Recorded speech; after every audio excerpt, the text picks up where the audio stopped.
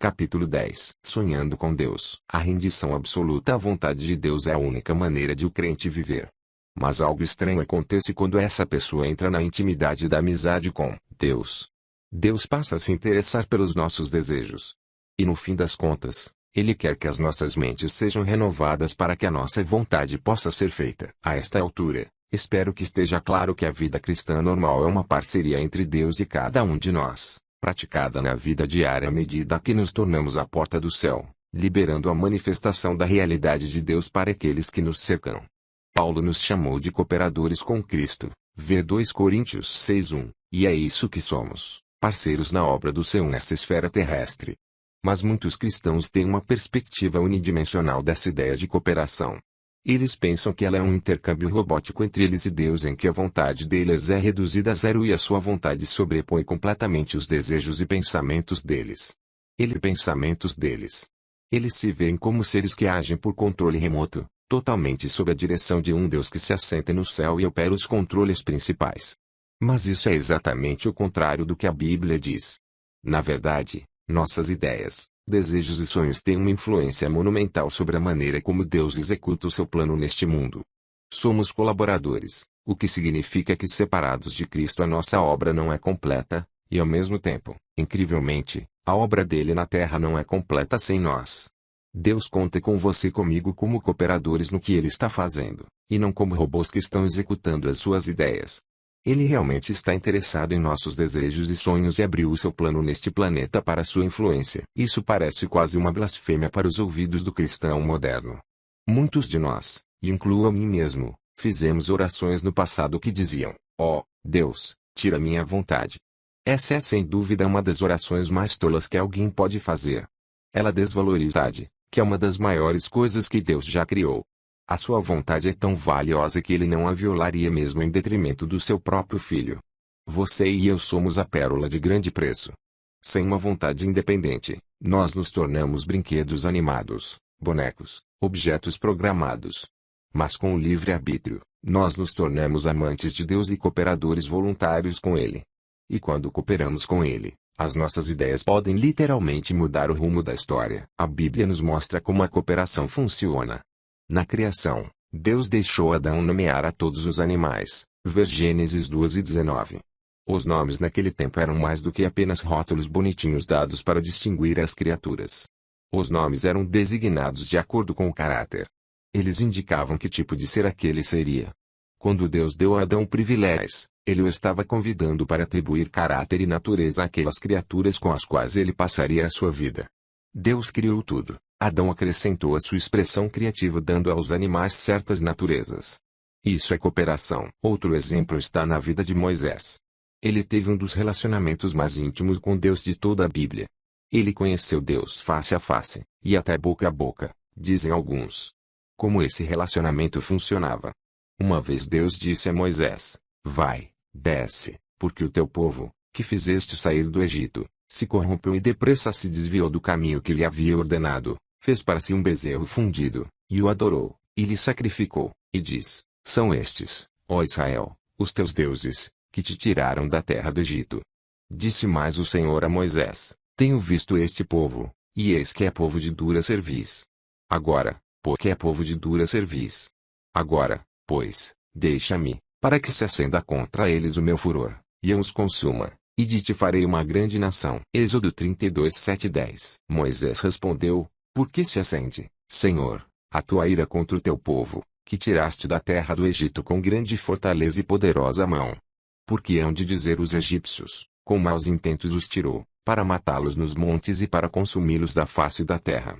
Torna-te do furor da tua ira e arrepende-te deste mal contra teu povo. Lembra-te de Abraão, de Isaque e de Israel, teus servos, aos quais por ti mesmo tens jurado e lhes disseste: multiplicarei a vossa descendência como as estrelas do céu. E toda esta terra de que tenho falado, dá-la-ei à vossa descendência, para que a possuam por herança eternamente." Êxodo 32:11-13. A resposta de Deus, então, havia de fazer ao povo. Êxodo 32:14. Essa é uma interação de tirar o fôlego. Deus não estava fazendo um jogo psicológico. Ele não usou a psicologia inversa para dirigir Moisés à conclusão certa. Ele interagiu com Moisés como amigo. Essa era uma conversa entre pessoas íntimas, E não entre servo e senhor.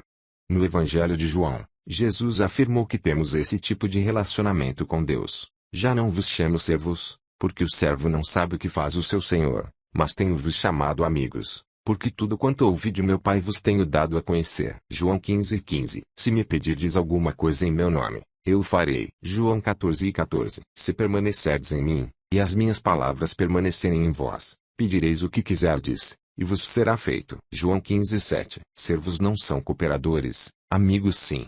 Há grandes diferenças entre a mentalidade não são cooperadores, amigos sim. Há grandes diferenças entre a mentalidade de cada um. Um servo é voltado para a tarefa, querendo saber exatamente o que é exigido para que ele possa fazê-lo. Mas um servo não conhece o negócio do mestre por dentro. Não temos servos hoje, de modo que é difícil para nós entendermos, mas imagine que você tivesse pessoas vivendo na sua casa que o servissem e executassem a sua vontade. Um servo saberia certas coisas sobre você, como seus hobbies, se você gosta de ir a jogos de futebol ou pescar, o que você gosta como jantar, a que horas você quer o café da manhã. Mas um servo não compartilharia momentos pessoais com você. Ele não consolaria você nos seus momentos de tristeza. Você não convidaria os servos para entrarem e discutirem problemas familiares ou decisões maiores de negócios, ou até menores. Mas o empregado, ele está disposto a permitir que nós o envolvamos. Para mudar a mente dele, para direcionar as suas ideias, para compartilhar da sua obra criativa progressiva. Deus não tem falta de ideias.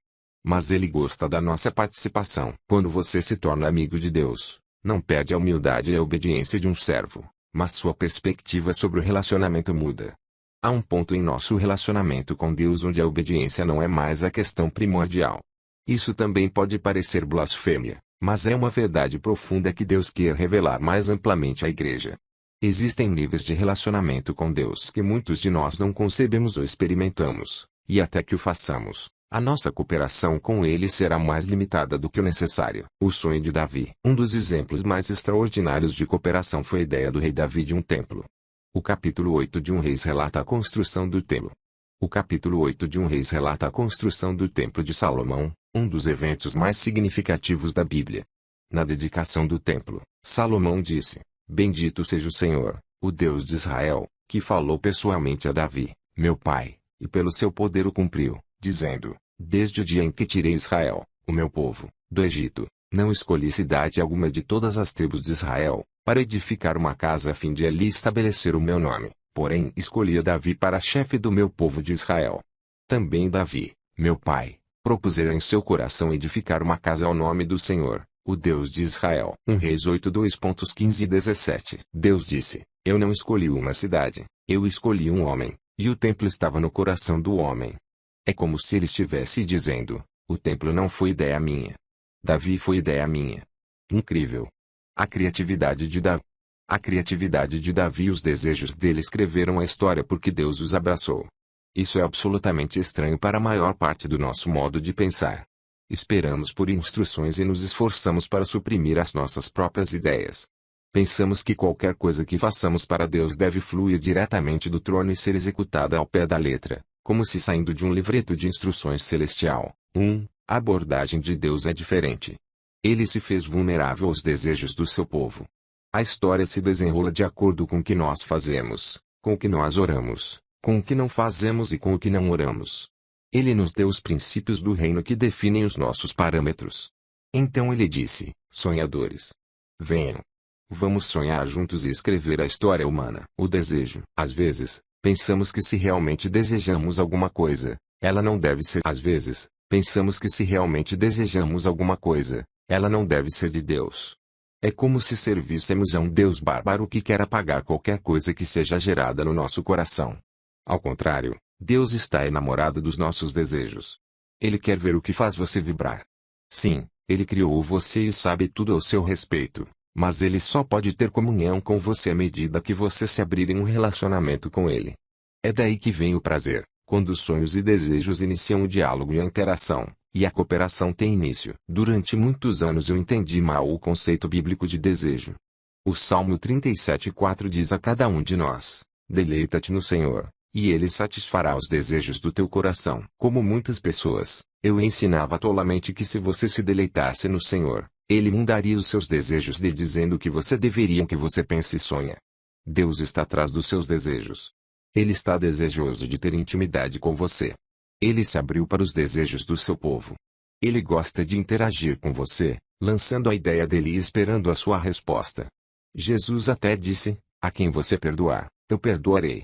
A cooperação é um imenso aspecto do ministério que muitos de nós simplesmente não entendemos, porque a verdadeira amizade com Deus é estranha para nós. A maior parte do mal-entendido ocorre porque não sabemos quais dos nossos desejos vêm de Deus, e quais são carnais.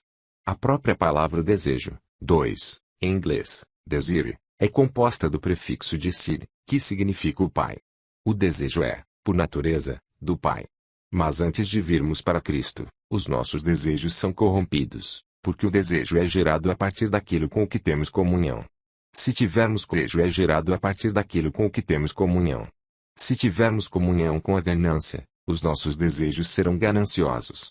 Se tivermos comunhão com a pornografia, os nossos desejos serão de perversão. Se tivermos comunhão com a ira por causa de uma mágoa passada, o nosso desejo será de vingança. Mas quando temos comunhão com o Pai, os nossos desejos são puros. Lembre-se do que Jesus disse: por isso, vos digo que tudo quanto em oração pedirdes, crede que recebestes, e será assim convosco. Marcos 11:24. O que você deseja quando está orando? O que você deseja naquele lugar de comunhão com o Senhor?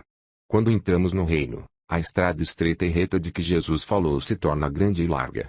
O reino é maior por dentro do que parece por fora. Há espaço para os nossos desejos, para a nossa criatividade, para as nossas ideias. Não pense por causa dele.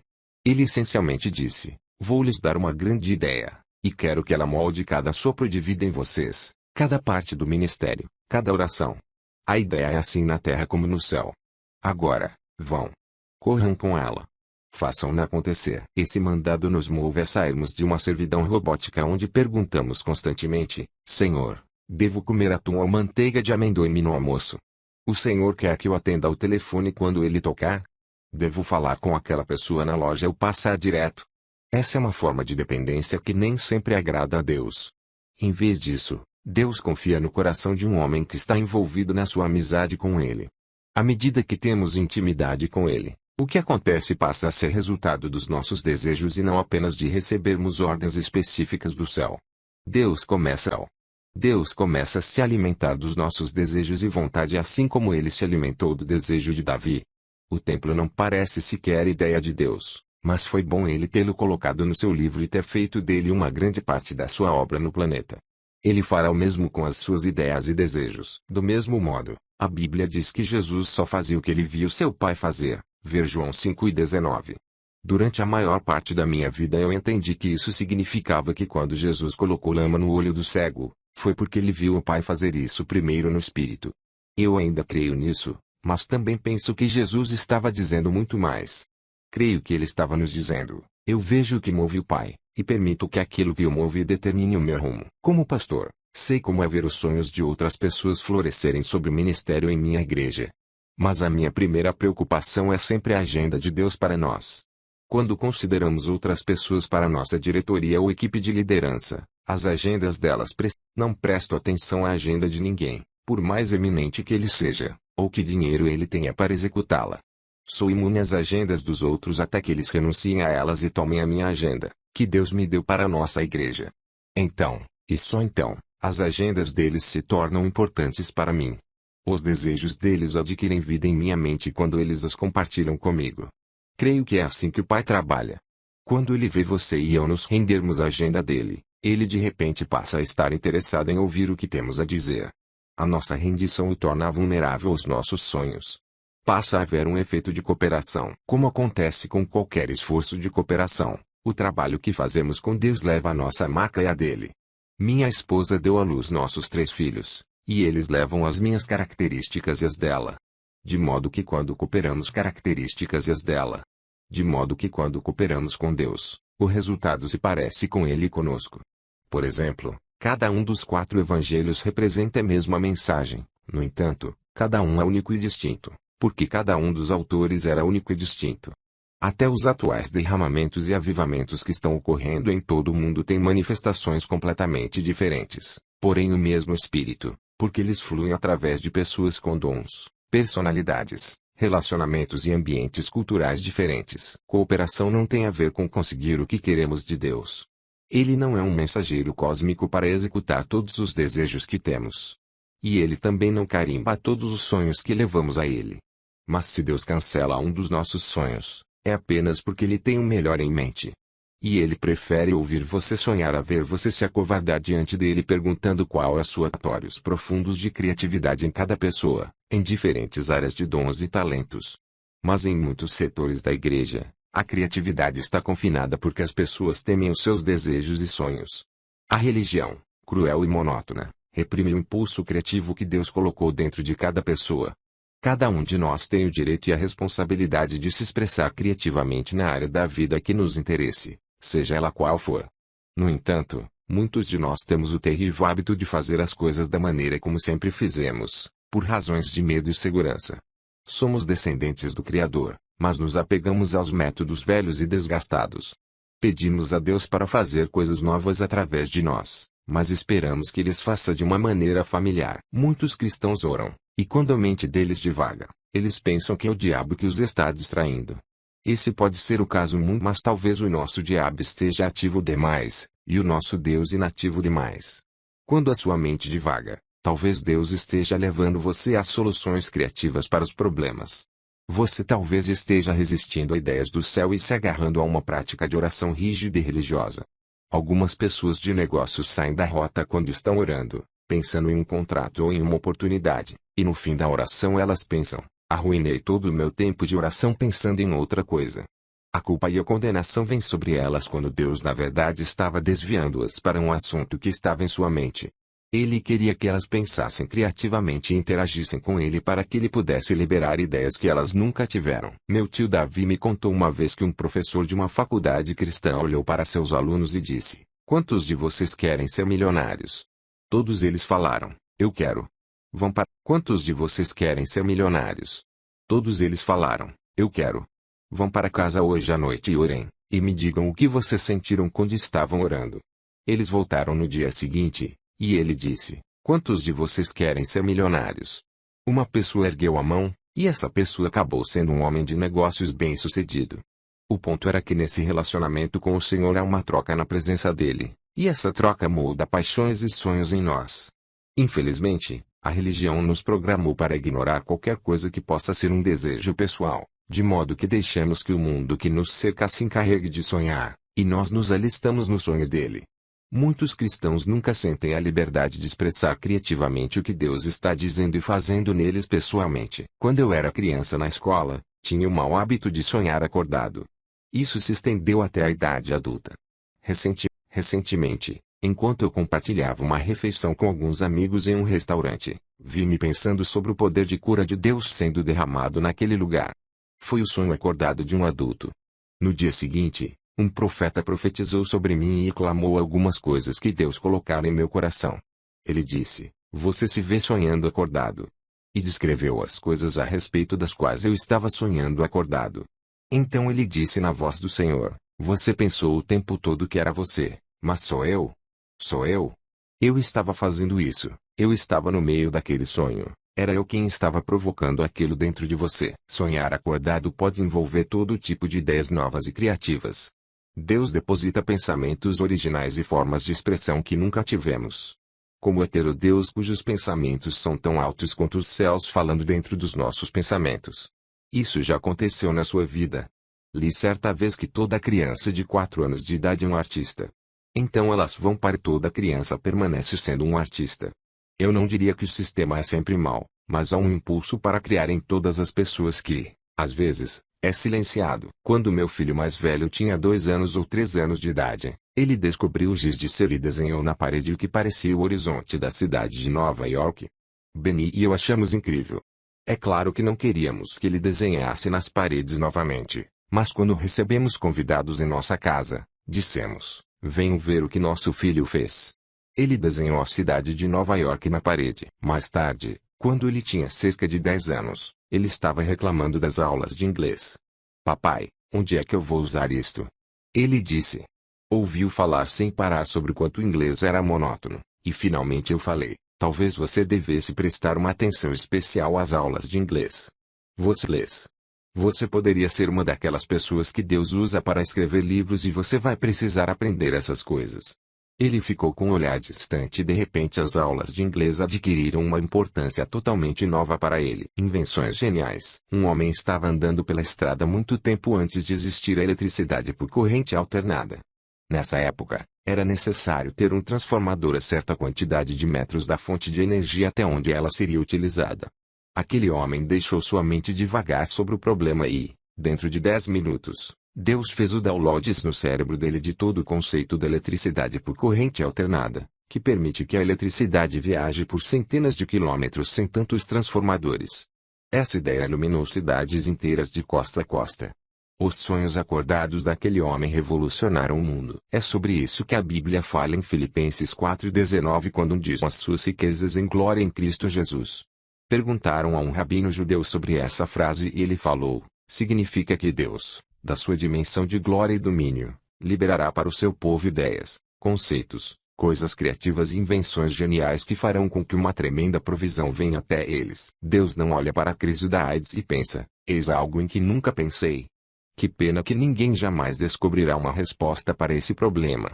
Ele não se aflige com a ecologia ou com a fome ou com qualquer problema que o mundo enfrenta. Mas até que os cristãos decidam cooperar com Deus em uma criatividade jamais ouvida e em sonhos remotos, não mudaremos a sociedade e o mundo. Não podemos depender de Deus para fazer tudo. Não podemos exigir que Ele apareça com todas as soluções. Precisamos cooperar com Ele. Em minha experiência pessoal, quanto mais eu entro em um lugar de intimidade com o trabalho das minhas mãos com criatividade e novas ideias. Esse é o desejo de Deus para todas as pessoas. Preste atenção aos pensamentos do reino. Não falo da voz trovejante no céu, mas das ideias frescas que galopam pela sua cabeça ao longo do dia. É totalmente possível que elas sejam enviadas a você por Deus. Algumas pessoas de negócios andam por um terreno baldio e veem um prédio construído ali, mas não percebem que Deus está falando com elas, atraindo-as a pensar criativamente. Alguns músicos ficam com uma melodia original na cabeça, mas não a desenvolvem. Se prestarmos atenção, pegaremos as ideias de Deus. Como você vê, a igreja não irá transformar as cidades por meio de reuniões contínuas de avivamento, mas permitindo que a criatividade e o poder do reino fluam para as comunidades. Como seria ter ideias que podem transformar uma região atingida pela pobreza em um centro empresarial próspero? Pela pobreza em um centro empresarial próspero? Ou que erradicam uma doença específica? Ou capazes de transformar totalmente as mentes das pessoas por meio de um filme, de um livro ou de um CD de música? Por que você acha que tem havido um ataque tão grande contra os artistas na igreja? Porque o inimigo quer nos separar da força criativa que pensa fora da caixa.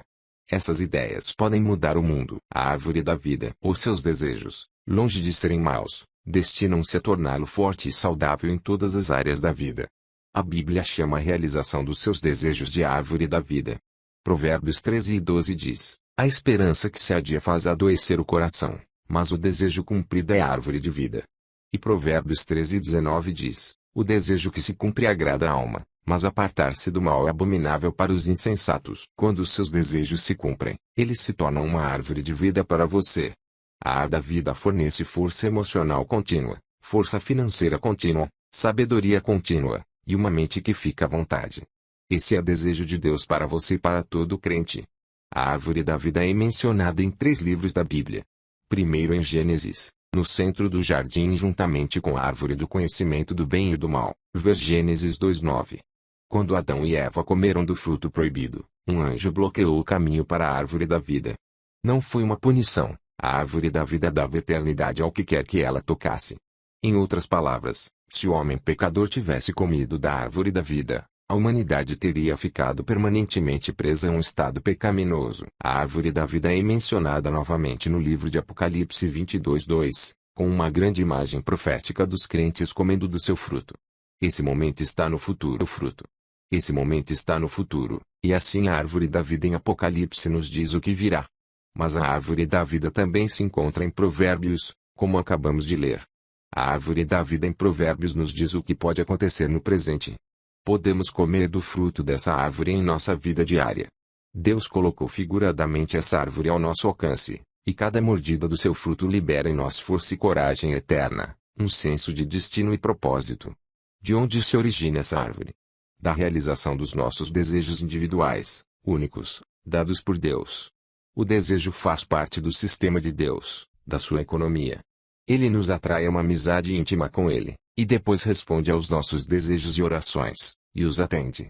Quando Ele o faz, isso libera a coragem da eternidade dentro de nós. Quando os nossos desejos não se realizam, nossos corpos da doença e da enfermidade é uma decepção que nunca é tratada de forma redentora.